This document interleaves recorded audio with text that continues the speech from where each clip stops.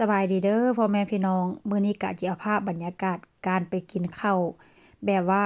กองเชียร์ของ Real Sociedad ว่าซั่นซะอันนี้ก็จะเป็นรูปภาพของผัวข้อยก็คิดว่าข้อยถ่ายรูปเด้อพี่น้องเห็นบ่มันจะเป็นกองเชียร์แบบว่าทีมฟุตบอลของที่แบบว่าข้อยเชียร์อยู่ว่าซั่นซะแล้วอันนี้ก็จะเป็นหมู่ซาโกรานี่ก็เป็นแบบว่าในหมู่บ้านนี่ล่ะหมู่บ้านที่ข้อยอยู่นี่แหละแต่ว่ามันจะเป็นแบบหมู่1หมู่2หมู่3จังซี่ล่ะเนาะ มันจะมีป้ายแล้วก็จะมีสัญลักษณ์เกี่ยวกับม้าว่าเพราะว่าก็ประมาณว่าหมู่นั้นก็ถือแบบว่าถือแบบบันก็ประมาณว่าถือว่าม้านี่เป็นสัญลักษณ์เป็นเอกลักษณ์ของหมู่บ้านนั้นๆว่าซั่นซะหลังจากค่อยไปฮอดก็พากันไปกินไปดื่มก่อนพี่น้องหลังจากนั้นกินดื่มแล้วก็สิพากันมากินข้าวเนาะบาร์นี่ก็เป็นบาร์ของตัวเองเด้อพี่น้องบ่แม่นของข้อยเป็นบาร์ส่วนตัวขอโทษเป็นบาร์ส่วนตัวแบบว่า ผู้ใดที่แบบว่ามีรายชื่อเนาะก็สามารถไปกินไปดื่มไปเฮ็ดกับข้าวกับน้ำได้แล้วก็กินแล้วก็ปล่อยไว้แล้วก็มีคนมาล้างมาเก็บว่าซั่นซะแล้วก็ลงบิลไว้เนาะว่าเฮากินหยังแด่ว่าซั่นซะเนาะมื้อนี้อาหารการกินก็บ่มีหยังหลายก็จะมีขนมปังมีสลัดแล้วก็มีทอดพริกหวานแล้วก็จะมีทอดสเต็กเนาะพี่น้องมื้อนี้น่ะก็ค่อนข้างจะแซ่บตอนแรกก็ว่าจิบ่ถ่ายเนาะเขาเจ้าว่าถ่ายโลดเนาะเขาเจ้าก็บอกถ่ายว่าซั่นซะเขาเจ้าก็เลยบอกว่าถ่ายน้อยแท้ข้อยก็ย้านเขาเจ้าเว้าว่าซั่นซะเนาะเพราะว่า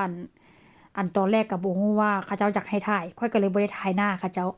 บัดถ่ายออกมาเขาเจ้าว่าคือบ่ถ่ายให้เห็นหน้าเด้อ้าวก็บ่ฮู้เนาะพี่น้องเพราะว่าเขาเจ้าบ่ฮู้ว่าข้อยสิเอามาลงเพจหันน่ะว่าซั่นซะข้อยก็เลยถ่ายภาพบรรยากาศมาให้เบิ่งนิดๆหน่อยๆว่าซั่นซะเนาะก็ถือว่าค่อนข้างโอเคได้มื้อนี้ก็ทอดสเต็กก็จะทอด2แบบแบบหนึงก็ค่อนข้างจะสุกแด่แบบหนึงก็ค่อนข้างจะแบบว่าสุก ข้างนอกแต่ว่าข้างในก็ยังเป็นสีชมพูอยู่จังซี่น่ะก็ค่อนข้างจะแซ่บพี่น้องมื้อนี้ก็ค่อนข้างจะเอนจอยได้แล้วก็ไปกินเบียร์นี่ก็ประมาณ2กระป๋องนี่ล่ะแต่ว่าผัวนี่ก็ค่อนข้างซึมได้กินหลายกระป๋องว่าเซ็นซะ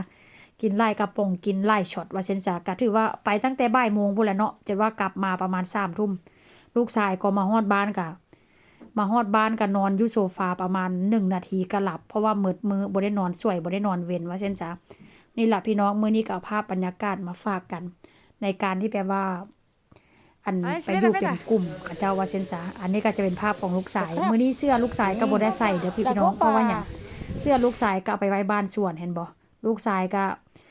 เต็มที่ว่าซั่นซะเนาะมื้อนี้ก็ถือว่าเอนจอยแล้วก็มีความสุขพี่น้องลูกชายก็ไปกินข้าวนำแต่ว่านางก็ว่าบ่ได้ใส่เสื้อก็บ่เป็นหยังเด้อแต่ว่าค่อยใส่สูงอยู่ว่าซั่น เห็นบ่มันจะเป็นกองเชียร์พี่น้องเห็นบ่ลูกชายก็ได้ก็ถือว่ามีความสุขว่าซั่นซะเนาะเพราะว่าไปรับลูกชายมาเพื่องานนี้โดยเฉพาะได้ไปรับตั้งแต่วันพุธเพื่อมากินข้าวแบบว่ากินข้าวกับกลุ่มกองเชียร์นี่แหละแล้วอีกอย่างก็ประมาณว่าเขาเจ้าก็อยากให้ลูกชายค่อยมาหั่นน่ะ